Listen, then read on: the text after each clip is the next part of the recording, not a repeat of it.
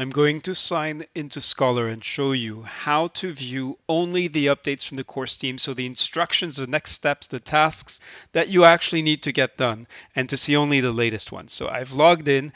This is my personal profile. I need to go to the remote partnering community. So I'm going to click here to do that.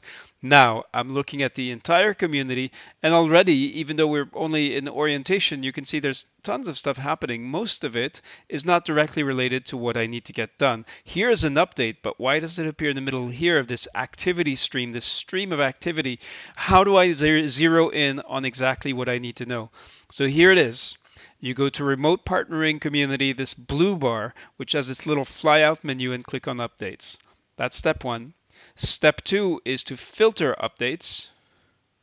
And here you'll see that now there are two menus here, and this one allows me to filter from admins. So as soon as I do that, the only updates that will appear here in reverse chronological order, so the latest ones will be at the top, will be the updates from the course team.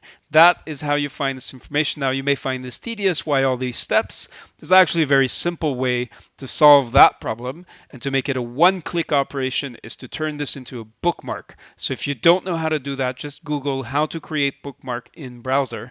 But basically, by creating a bookmark, you have a single point where you click, you select it, and boom, you'll be viewing the updates from the course team.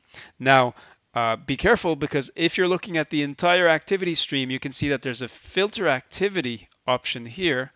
But when you go to it, it doesn't actually let you select or filter only the updates from admins. So let me do that again.